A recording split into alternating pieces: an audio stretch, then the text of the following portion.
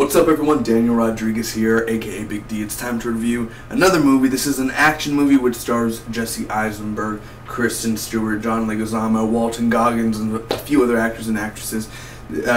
Wow, let me tell you right off the bat, my expectations, this is a movie about stoners and everything, and a few other things, but I'm not a stoner. I'm more of a cigarette guy. I don't do weed. My friends do it, and they're about that life. And I'm just like, oh, I inhale the chemicals, but I won't. Either way, that's my personal opinion. But walking into this movie, and it's a stoner movie. Oh man, it's not a Seth Rogen movie, but it's something else. And I didn't know what to expect fully. I only saw about. I don't remember seeing the second trailer. I only saw I tried to avoid the trailer so when I see it I could, get the full, I get surprised. I was surprised by a few things in this movie, to be honest. So let's get right to it. Again, this is a non-spoiler review, so I won't spoil nothing for you guys. I'm just going to give you the pros, the cons, the final score, tell you whether or not you should go check it out, or if it's worth watching, theaters, rental, or not at all. Ladies and gentlemen, this is my non-spoiler review for American Ultra.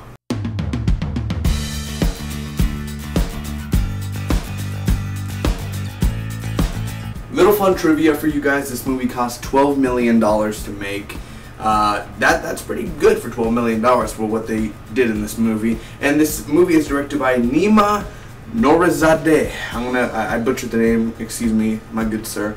Right down below, that's the name right there. And he directed a movie called, called Project X. Anyone remember that movie? Oh yeah, Miles Teller, baby. Anyway, a small role, but Project X. Either way, that's another movie. Right to American Ultra, guys. This is the second movie that he filmed. He usually does music videos and everything, but this is the second big silver screen movie. Let's get right to the pros. Let's just get it out of the way, man, because there are a few. This movie, man. Oh gosh, the action in here is awesome. I saw Hitman Agent 47 last night, and I gotta tell you, the action in here was a little bit better than Agent 47, man. Holy crap. Just Jesse Eisenberg, when he kicks ass, and the way that the action scenes are directed, it's not like shaky cam or anything. You actually also see, just like in Hitman, I'm gonna stop naming other movies, but you see the action actually going down. There are a few where it kind of pops in a little, but boom, boom, you actually see the hit, and you see this and that, and I love it. This movie is very brutal, and from the trailers, you couldn't tell that it was gallons of blood. I mean, not like total gallons of blood, but there's headshots, and there's people getting stabbed with a spoon. I mean, I'm not going to spoil much about it, but the action in here is entertaining, it's fun, it's literally gross. I mean, I didn't know that this movie was going to be totally brutal. I was like, holy crap, they're John Wicking this, man, they're John Wicking this. I mean, literally, I was like, Agent 47 is rated R. This is rated R. This has better action and more blood than Agent 47. What? It's amazing. The action in here is fun, and the way it was directed and the way it was choreographed was really, really, really cool. The other pro, Walton Goggins in here, man. I didn't even know Walton Goggins was in here. He's in here for a while also. He's a supporting actor, and he plays he's crazy, let me tell you that. And he could be the Joker. He could be the Joker for real, but I love his character in this movie. It's really crazy, and the one thing is Walton Goggins really made the movie better for me.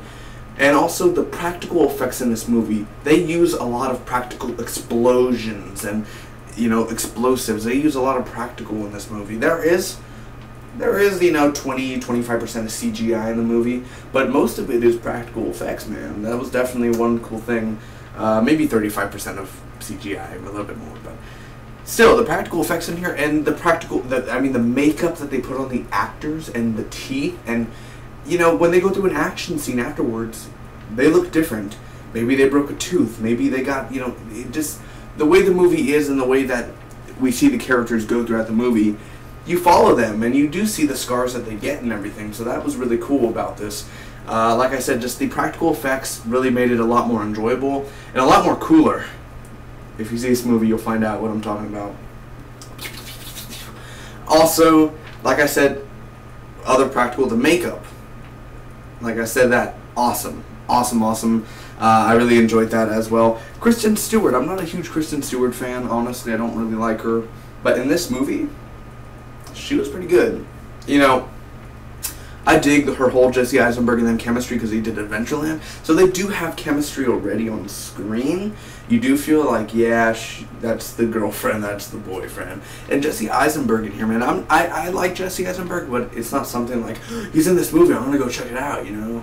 But I think he'll be a good Lex Luthor. But either way, he's very paranoid and everything in this movie. And the way that he does it, I think he's a total badass. And I love the wig and everything. That's the other thing, is the clothes they wear and everything, like the wig. And I think it fits Jesse Eisenberg well. Kristen Stewart, the clothes that she wears, everything that they wore, and that Topher Grace and all the other actors wore, I think it was totally fine. I think it totally fit their characters. I think that was a great pick for them.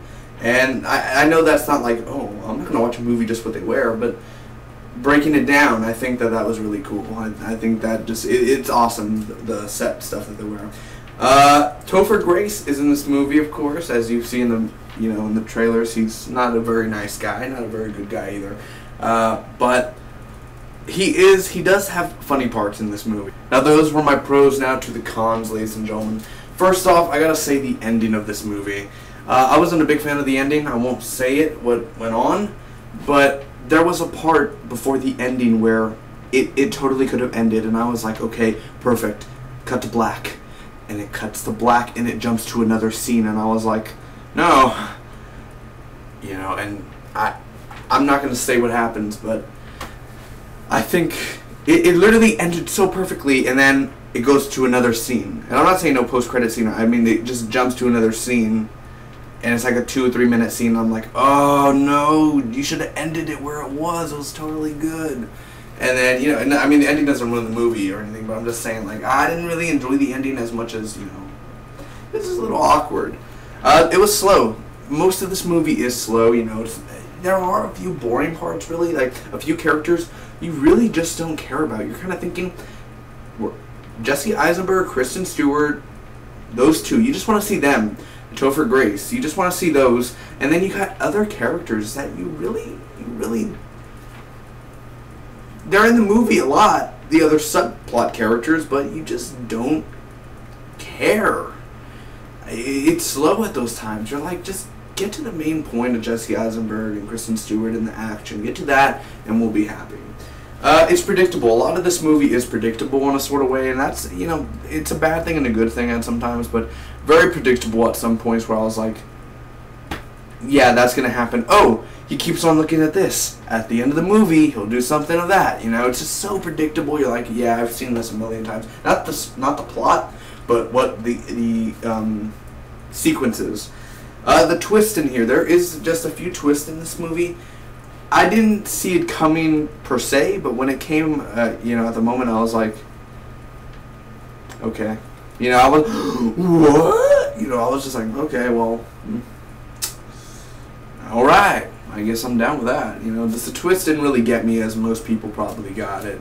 It's not that funny, to be honest. Yeah, I laughed, but did I laugh out loud, say, this is the end, or Jay and Silent Bob Strike Back, or Ted 2?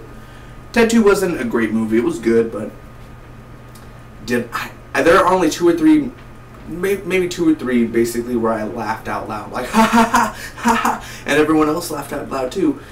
But basically, this movie is just like, it's kind of just those. Like, wise joke, yeah, wisecracker. So basically, that's what happened, man. I mean, this movie isn't really like, as, maybe you have to be stoned, I don't know, but I was just like, okay, it wasn't that funny as I thought it would be. Like, literally, I didn't laugh until 10 or 15 minutes into this movie, because they really weren't attempting that many jokes at first. For a comedy, you think they'd attempt a joke, but,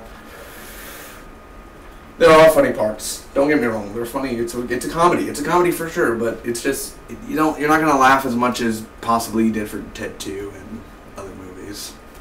Topher as a villain, he's not the best villain. I'm gonna honestly be, and I was like, he's not gonna work as a villain. He was cool. He had a few funny scenes and everything, but at the end, you're kind of like, he's just a cliched villain. You really don't know why he's the way he is. He's just kind of a villain, you know? Like, every movie is just like, hey, you snaky bitch. And it's just like, you're a villain. Oh, well, okay. Look at the mustache you have. You know, he doesn't have a mustache, but still. And also, one thing that bothered me, which you don't care about, I know you guys don't care, but in the beginning when they were smoking, they had CGI smoke, and I was like, oh, CGI smoke. I mean, most of it was just smoke. Oh, I was like, damn, it's so noticeable. It's not even realistic smoke there. But either way, I know there are some weird cons, but again, the pros, I mean, the action, the makeup, the practical effects, Walton Goggins, the chemistry between Jesse Eisenberg and Kristen Stewart, themselves, that pros were really good. Again, the cons, you know, the ending, I think it should have ended where I thought it should have ended. There's, again, just a few parts, like, not being that funny, predictable, a little bit slow, some of the twist, and CGI smoke. Overall, I'm going to give American Ultra a C+. It's okay, man. It's a 7.70 out of a 10. Is this movie worth watching, really? Yes, it is. But on DVD rental, you know, I would just wait for rental to see this movie. I think it was okay overall, and I gave Hitman Agent 47 a C+. I think it was just, they're okay movies, you know. It's not something I'd see really again. But did I have fun? For the most part, yes. For the most part, I had fun. Either way, if you're a stoner, if you love Jesse Eisenberg, Kristen Stewart, you're definitely going to want to see this movie. If you're looking for, I don't know if you're just looking for a comedy to watch, but you don't want something brutal, this is not a movie for you, because if you have a light stomach, then you're not going to really enjoy the brutal, head-shotting, decapitating things that are in this movie. But I had a lot of fun. I did not expect it to be as brutal as it was, and I was mind blown, literally. So, thanks again for watching, guys. Hope all of you enjoyed. Comment down below. Let me know what was your favorite part of American Ultra. I'll see you next week for No Escape and possibly We Are Your Friends. Anyway, the Spock be with you always. How's it going, everyone? I hope you enjoyed the video. Make sure to also check out my other videos. I do TV show reviews, movie reviews. I do also game reviews and game unboxings, movie unboxings. I do a movie podcast, a superhero podcast, much, much more. So go ahead and check out the channel. Thanks for watching again. See you all next time.